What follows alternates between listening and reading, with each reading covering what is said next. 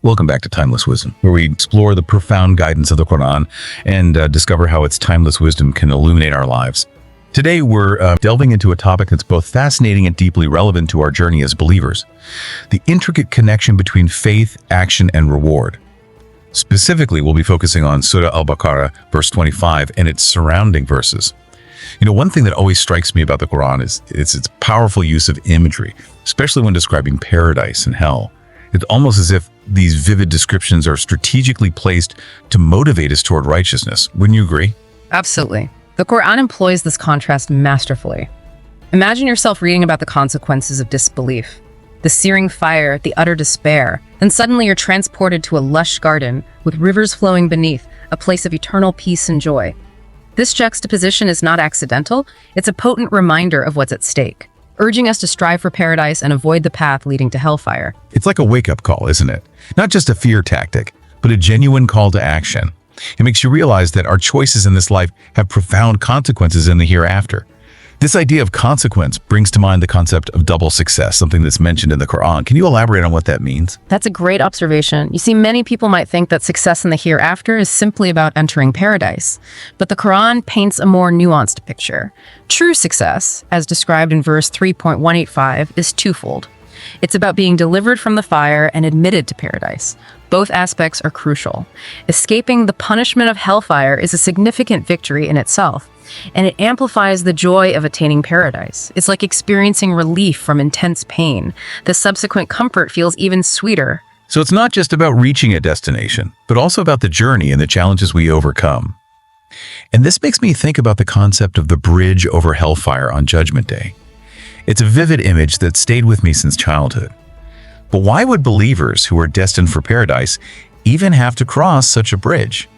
It seems like an unnecessary trial for those who have already earned their place in heaven. That's a question that many ponder, and it's in verses 19.7172 where we find some insight.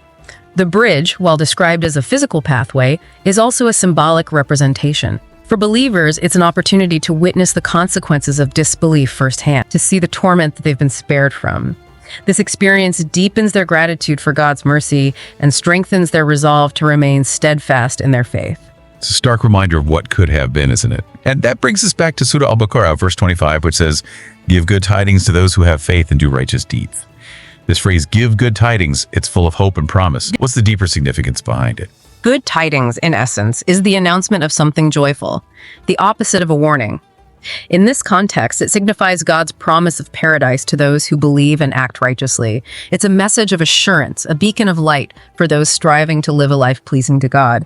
But what's truly fascinating is how the same phrase, "give good tidings," is used in a completely different context when addressing disbelievers. That's interesting. How so? Well, in verse 45.73, the phrase is used almost sarcastically, you could say. It says, "So give him the glad tidings of a painful punishment." Imagine the torment of a disbeliever, hearing a hint of good news only to have it twisted into a confirmation of their dreadful fate. It amplifies their despair and underscores the stark contrast between the fate of believers and those who reject the truth. It's a powerful reminder that our actions have consequences, and the path we choose in this life has eternal implications. But one thing that stands out to me in verse 2.25 is the emphasis on both faith and righteous deeds. It's not enough to simply believe. Our faith must be manifested through actions. You're absolutely right. Faith without action is like a seed that's never planted. It holds the potential for growth, but remains dormant without the necessary effort. Verse 103.1-3 drives this point home quite forcefully. It states that mankind is in loss, except those who have faith and do righteous deeds, and enjoin one another to the truth, and enjoin one another to patience.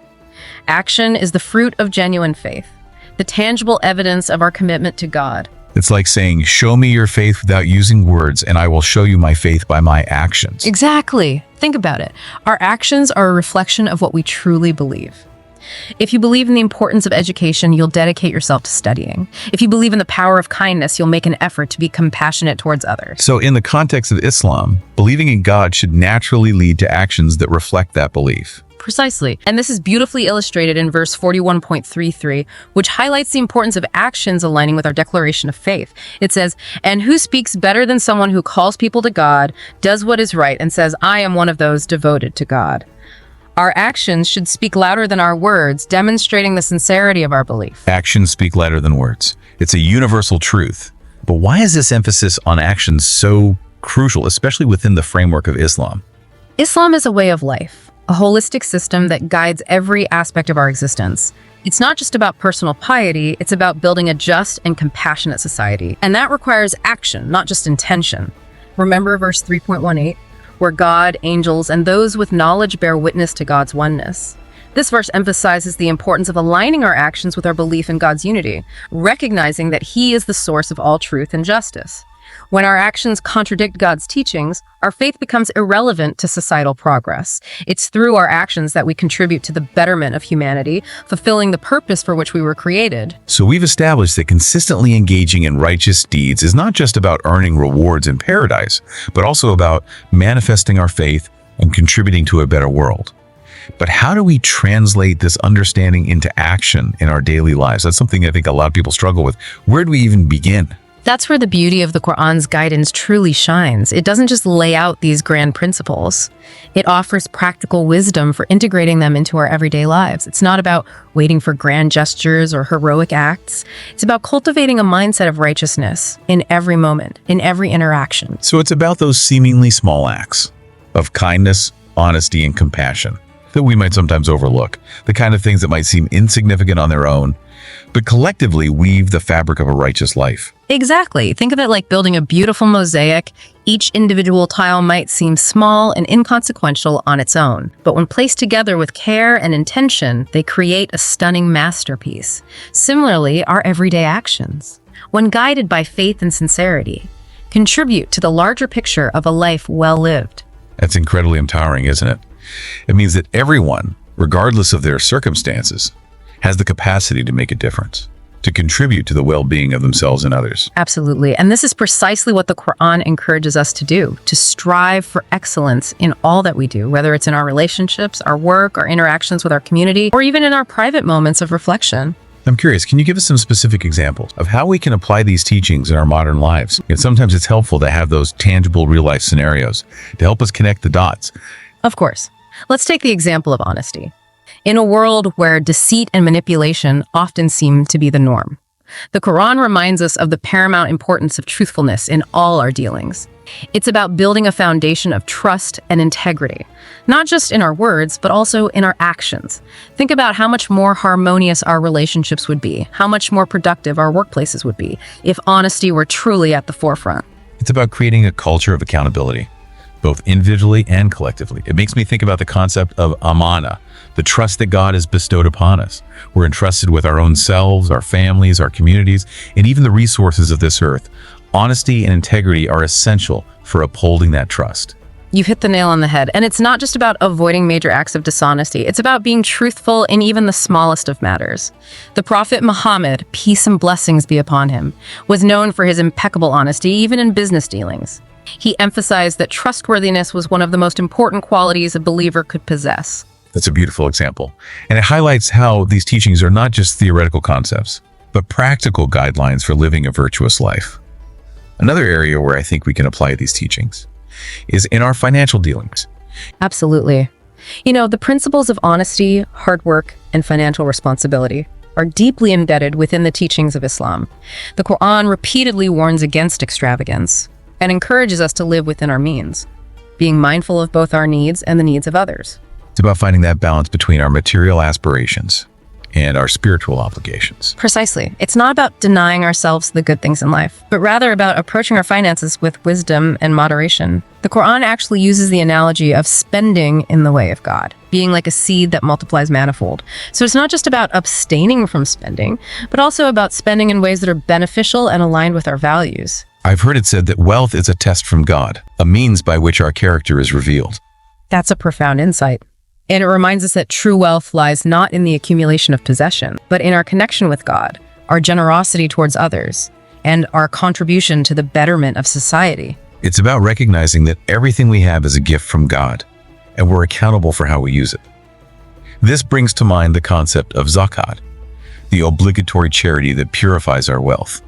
and reminds us of our responsibility to those less fortunate. You're absolutely right. Zakat is not just a financial obligation, it's a spiritual practice that cultivates gratitude, compassion, and a sense of social responsibility. And it's amazing how this concept aligns with modern psychology as well. Studies have shown that giving to others actually increases our own happiness and well-being. It's a win-win situation.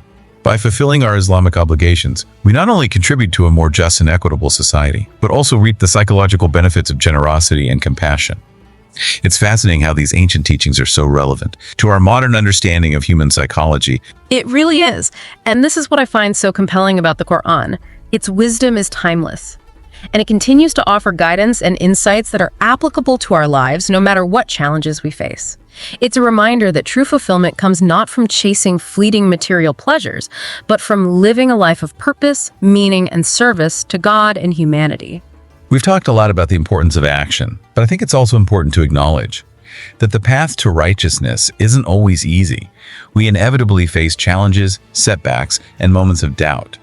How can we maintain our motivation and avoid falling into complacency, especially when things get tough? That's where the concept of sabr comes into play, or patience. It's a quality that's emphasized throughout the Quran, and for good reason. See, the path to righteousness is not always a smooth one. We're going to encounter obstacles, tests, and tribulations along the way. That's simply part of the human experience. So it's about recognizing that challenges are not necessarily a sign that we're doing something wrong, but rather opportunities for growth and spiritual refinement. Exactly. Think of it like a muscle. When you challenge your muscles with exercise, they grow stronger. Similarly, when we face challenges with patience and perseverance, our faith and resilience are strengthened. In fact, verse 2.155 explicitly tells us that God tests those he loves, and it's through these tests that our true character is revealed. That's such a reassuring thought. It's not about avoiding challenges altogether, but rather about facing them with the right mindset, with trust in God's plan and a willingness to learn and grow from the experience. Absolutely. And patience isn't about passively enduring hardship. It's about actively seeking solutions, learning from our mistakes, and maintaining a positive attitude even in the face of adversity. It's about remembering that with every hardship comes ease, as promised by God in the Quran. It's about having that unwavering belief that even in the darkest of times, God is with us, guiding us and supporting us. And that brings to mind the importance of seeking knowledge, of constantly striving to deepen our understanding of Islam. The Quran repeatedly emphasizes the value of learning, doesn't it? It certainly does. Knowledge is the key to unlocking the treasures of the Quran, to truly comprehending its wisdom and applying it to our lives. And this pursuit of knowledge isn't limited to religious studies. The Quran encourages us to explore all fields of knowledge that benefit humanity, from science and technology to the arts and humanities. It's about recognizing that all knowledge ultimately comes from God. And by seeking knowledge, we're drawing closer to Him. It's about using our intellects, a gift from God, to better understand ourselves, our world, and our purpose in it. And in a world that's constantly changing, constantly bombarding us with information, it's more important than ever to have a strong foundation in our faith, to be able to discern truth from falsehood, and to make decisions that are aligned with our values. You couldn't have said it better. The Quran provides us with that moral compass, that unwavering guide in a world that can often feel chaotic and confusing. It's a source of solace, wisdom, and empowerment. I think that's a beautiful note to end on.